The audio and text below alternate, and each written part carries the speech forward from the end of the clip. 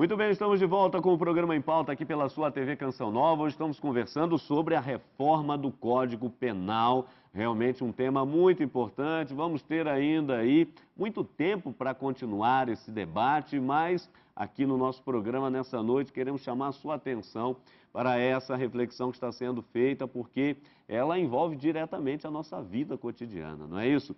E então, que a gente aproveita no início do programa, do segundo bloco para indicar para você um tema relacionado ao debate da noite. Aqui do José Carlos Laitano, essa coisa chamada justiça. Essa coisa chamada justiça está aqui para você pela editora Vozes. Está aí para você. Como funciona a justiça? O que as pessoas sabem, o que as pessoas normalmente não sabem, não é? O que as pessoas comuns têm a ver, afinal das contas, com isso. Então está aí para você uma bela obra do José Carlos Laitano, essa coisa chamada justiça, aqui pela editora Voz. Aqui é só um aperitivo, não é, do que realmente se pode dizer em relação à justiça, mas principalmente na noite de hoje, a questão do Código Penal. Nós vamos aqui escutar as pessoas nas ruas, já que a gente citou um dos pontos, não é o único, são muitos outros, mas um dos pontos que é esse tocante à eutanásia. Vamos ver o que as pessoas na rua acham, não é? Você é a favor da eutanásia? Um pouco essa questão de é ou não é, mas também o parecer das pessoas. Acompanhe, por favor. Eu não aceito, não. Eu sou católica, não... Eu acho que a gente tem que ter esperança. Eu acho que não. Não, porque eu não acho certo. Eu acho que a pessoa tem direito de lutar ainda, ninguém sabe. Eu acho que deveria lutar ainda, né? Eu acho que no último caso mesmo, que a pessoa estaria no fim. Eu acho porque aí tiraria a vida da pessoa, né? Não concordo. Porque tá tirando a vida de uma pessoa sem a autorização dela própria, né? Ai, não sei, não sei. Acho que eu procurava o lado melhor, né? Salvar, né? Sou contra. Porque a gente não deve tirar a vida de ninguém, né? Só Deus. Eu não tenho opinião formada, acho que sou... Sei. Enfim, a gente repara que é algo realmente polêmico, uns são a favor, outros são contras. Então, quer dizer, é realmente aí um tema delicado, né, professor? Eu tenho a impressão que é como o Frei Moser falou, né? É preciso que a gente identifique aquelas situações em que a vida está sendo mantida de maneira apenas artificial, né? Uhum. Então, nessas situações, realmente pode se autorizar, né, o desligamento desses aparelhos para evitar um sofrimento desnecessário, né? Um sofrimento... aí não é... Seria uma vida, mas uma vida que está sendo mantida de maneira artificial e submetendo a pessoa a sofrimentos cruéis. Então, por isso que a ideia da proposta seria, nessas situações excepcionais, não punir, né? E em outros casos, né, que isso não se tenha demonstrado claramente, fazer uma punição por um crime específico chamado eutanásia, para que se possa levar em consideração todas as particularidades desses casos. Paralelo a isso, nós temos a questão do aborto também, que é um outro tema bastante polêmico, sempre volta à tona, não é isso, doutor? Com a questão das 12 semanas. Explica um pouco melhor isso aí, por favor. Bom, atualmente há o crime de aborto, né? E já existem situações em que o aborto é permitido. Uhum. Por exemplo, se a mulher engravidou em função de um estupro, ou se ela está com a sua vida colocada em risco em função da gravidez. O código prevê aí. O código já prevê. O que o projeto propõe é que, além dessas situações, haja ainda o acréscimo de outras situações em que se permitiria também o aborto se tornaria lícito. Seria na hipótese de que a gravidez tenha resultado de um método de reprodução assistida que a mulher não tenha consentido. Ela foi engravidada com um método de reprodução assistida sem o consentimento dela. Uhum. A outra situação, já reconhecida pela jurisprudência, o que o projeto faz é só consagrar aquilo que a jurisprudência já reconhece, é questão da possibilidade de a mãe que está gerando um feto anencéfalo, né? Constatado por laudo de 2 médicos, afirmando a existência da anencefalia, o que impossibilita a vida extrauterina. Então, autoriza essa mãe, se ela achar insuportável levar a gravidez até o final, em função dessas particularidades todas, autoriza a mulher a fazer o aborto de maneira lícita. Isso a jurisprudência já reconhece. O projeto propõe que isso fique expresso na lei. E acrescenta ainda a questão de que outras formas de doenças incuráveis e graves também, além da encefalia, poderiam também autorizar o aborto de maneira lícita, desde que os mesmos médicos, 2 laudos médicos, comprovassem a impossibilidade da vida extrauterina. E, por fim, essa questão que você colocou, que é a possibilidade de a mãe, né, até a 12ª semana da gravidez, praticar o aborto quando médicos ou psicólogos atestarem que, para aquela mulher, em especial, a maternidade, ela tem dificuldade de arcar com a maternidade, impossibilidade de arcar com a maternidade em função de condições psicológicas que ela apresente. Naquele momento. O ministro Gilson Dipp justificou essa proposta dizendo que a ideia deles aqui seria permitir que, por exemplo, aquelas mulheres que frequentam a chamada Cracolândia em São Paulo, né, dependentes de crack, dependentes de substâncias entorpecentes, né, então que tem uma vida completamente desregrada e dominadas pelo consumo de tóxicos, de drogas, tudo isso, venham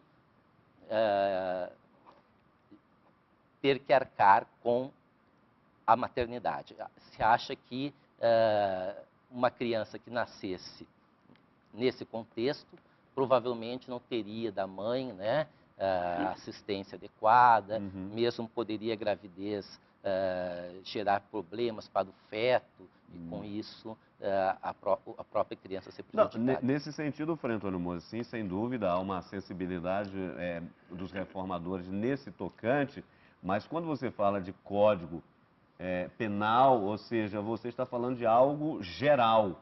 Então, uma coisa é esse caso particular, há uma sensibilidade com relação a isso, mas o fato é que quando se aprova, normatiza de forma geral. E aí você tem outras situações. Como é que fica isso do ponto de vista ético, por exemplo? Ou seja, essa determinação, 12ª semana, há uma base científica a isso? Por outro lado, também a questão psicológica, não é? Ela seria determinante para descriminalizar o aborto? Antes de mais nada, eu acho que a gente deve distinguir o seguinte, não é? Nós não punimos, não significa nós autorizamos. Já há uma grande diferença. Claro. Eu não puno, por exemplo, nós, vamos dizer, da igreja, nós não apedrejamos quem, porventura, não é, cometa um aborto ou um homicídio. Tá? Nós não apedrejamos. Não significa que você autoriza. Então, me parece que já é uma questão de terminologia. Agora, dentro desse contexto, por que 12ª semana? Por que não depois de 3 meses, quando, então, o cérebro já está basicamente formado? Não, porque depois de 6 meses, ou seja, se vai alargando. Se começou com a anencefalia. Eu já tive a oportunidade, nós tivemos um debate, não é? E, pelo seguinte, primeiro, os casos de anencefalia são raríssimos. Segundo, você administrando ácido fólico adequadamente e no tempo oportuno, diminui mais ainda. Se faz um cavalo de batalha. E já sabia que ia chegar a isso. Depois da 12ª, vai para 3 meses, vai para 6 meses. E, sobretudo, não é? O senhor interpretou perfeitamente, estou de acordo com a sua colocação, apenas eu digo, na mentalidade, o que transparece, nós vamos caminhando para uma eugenia. Né? Quem não é perfeitinho, não é? A mãe, como é que ela vai aceitar um filho orelhudo? Né, que tem orelha muito grande, não é? E hoje você constata, não é, pelos exames prévios, ou então, não, porque esse filho tem 4 dedos e não 5, não é? Então vamos eliminar. E assim por diante, uma série de arbitrariedades. Agora, o que eu acho muito grave, razões psicológicas. Como você vai entrar dentro da pessoa para dizer se ela tem ou não? Cabe a nós dizer, estamos aqui para te dar força, vai para frente. Estamos aqui para suportar. Agora, se a pessoa não suportar, não cabe a nós jogar pedra. Quer dizer, então essa distinção eu acho básica. E, sobretudo, não, porque o juiz ou psicólogo, qual é a ideologia do juiz? O que se passa na cabeça de um juiz? O que se passa na cabeça de um psicólogo?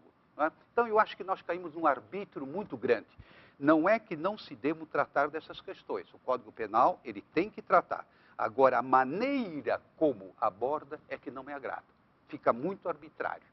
E aí, eu quero dizer que concordo com o Frei Moser nesse sentido, né, que a lei penal ela tem que ser expressa, tem que ser clara, tem que ser precisa. Então, tanto para criminalizar, quando vai definir o que é crime, também tem que ser claro, expresso, preciso, para que a gente tenha tranquilidade de saber que se não praticar as condutas proibidas, o Estado não pode intervir na nossa liberdade, né? Mas também no momento de autorizar, de permitir, excepcionar a proibição. Então, essa referência a condições psicológicas, mesmo que o ministro Gilson Dipp tenha alertado, tenha justificado com essa situação particular da Cracolândia e dessas mães, tá? Na realidade, isso não transparece no texto da lei. É muito genérica essa expressão condições psicológicas, né? É preciso e teremos oportunidade de fazer isso, porque agora se encaminhou o projeto para que inicie os debates no Senado e na Câmara, né? Então, isso vai transcorrer ao longo de meses e, infelizmente, talvez anos, Até anos, né? Então, os deputados, senadores e a própria opinião pública terão oportunidade de pressionar, de intervir, para que se especifique, para que se esclareça, para que se aperfeiçoe ainda mais. Um outro tema que está relacionado à questão da vida, da pessoa humana propriamente dito, é esse crime com uma pena razoavelmente aí rigorosa, que não estava contemplado no código anterior e que agora já se faz presente nessa possibilidade do novo, que é a questão, doutor, da homofobia. Não é classificado aí, segundo os reformadores, como crime inafiançável, com pena aí prevista, né, de 2 a 5 anos de prisão. Então eu gostaria de perguntar ao senhor, por favor, não é essa questão da terminologia, mas depois, como definir, afinal das contas, um crime de homofobia? Realmente estamos entrando aí num campo minado, delicado. Como definir, então, que se trata de um crime de homofobia? Como é que os reformadores contemplam isso? Pois não. Acontece o seguinte, a comissão partiu do princípio, né, de que a Constituição ela não tolera, não admite nenhuma atitude discriminatória, preconceituosa. Toda espécie de preconceito, de discriminação, seja ele em razão da raça, da origem, de sexo, qualquer tipo de atitude com essa intenção discriminatória e preconceituosa, a Constituição não tolera, proíbe, veda, né? Então, o que o projeto propõe é, então, continuar criminalizando, né, racismo e ofensas motivadas pela questão racial, de origem. E acrescenta agora, a novidade, é que nesse contexto se criminaliza também atitudes imbuídas, fundamentadas no preconceito em relação à orientação sexual. E aí entra a questão da homofobia. Mas a forma como o código proposto, né, o novo código criminaliza isso aí, não é de uma maneira simplória. Certo. Não há a a definição de um crime chamado homofobia. O que existe ao longo do Código, através de diversos dispositivos, Perfeito. a punição de atitudes motivadas pela homofobia. Perfeito. Então, por exemplo, existe o crime, será do artigo 472 do novo Código Penal, que fala do crime de discriminação e preconceito. Perfeito. Este é o crime que o senhor colocou aí, que é de 2 a 5 anos e que é imprescritível e tudo mais. O que acontece aí? O que caracteriza esse crime grave?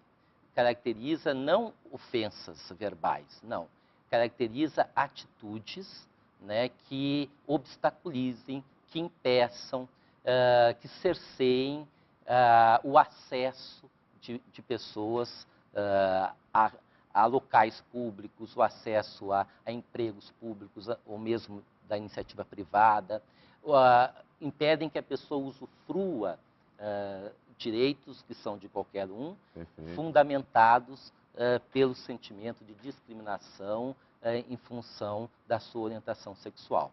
Então, seria, por exemplo, você, o dono de um restaurante, impedir que uma pessoa, por ser homossexual, entre naquele restaurante. Ou no cinema, ou numa boate, ou mesmo um hospital. Mas, nesse tocante, então, por exemplo, a liberdade da pessoa que, vamos supor, tem ali uma dona de casa que vai contratar uma empregada para o seu serviço, a educação dos filhos, o cuidado, e de repente ela sabe que essa pessoa tem uma orientação homossexual e de repente ela não quer. Como é que fica isso aí? São questões delicadas aí. Se a motivação for puramente esse preconceito, no meu entendimento, caracterizaria. Pois porque é o que o movimento defende. Agora, veja o seguinte, existe uma outra possibilidade de punição, né, da questão de atitudes baseadas no preconceito quanto à orientação sexual, que é aí sim chamada de injúria qualificada, né? Assim como existe a injúria racial, a injúria que é a ofensa, né, dirigida à pessoa por motivação racial, isso já é crime. O que se passa agora a criminalizar é a ofensa dirigida à pessoa com fundamento na orientação sexual. Mas aí a pena não é de 2 a 5 anos, a pena é de 1 a 3 anos e também não é nada imprescritível, nada disso. Agora, para caracterizar a ofensa, né, que seria crime, não basta chamar alguém de homossexual. Tem que levar em consideração a intenção de ofender, né, e o contexto em que isso é feito. Por exemplo, chamar alguém de alemão ou de japonês, né, ou de negro, isso não é ofensivo, né? Agora, você chamar alguém de alemão nazista, né, de japonês idiota, de negro burro, né, e está expressa a intenção criminosa. Burros somos loiros.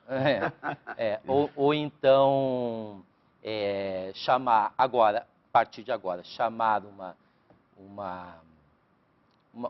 uma mulher de lésbica, não seria crime, mas chamar de lésbica safada, crime. Sim, aí já né? tá entrando. E tudo dentro do contexto. Veja bem, até há pouco tempo nós tínhamos um jogador de futebol, né, que era aclamado em todos os estádios, com o codinome de animal, era Edmundo Animal, Sim. né? Agora... E ele nunca se ofendeu com isso, era um elogio, né? Ele compreendia isso como um elogio. Então, tudo depende do contexto. Então, mesmo a utilização de uma palavra que literalmente tem uma conotação agressiva, dependendo do contexto, pode não caracterizar a intenção ofensiva. Segura aí um pouquinho, Fremoso, também. Nós vamos para mais um intervalo. Você não saia daí, pois é. A conversa vai ficando realmente muito boa, porque são temas muito importantes e o tempo vai ficando pequeno, né? Mas já já nós estaremos de volta para o nosso terceiro e último bloco. Não saia daí.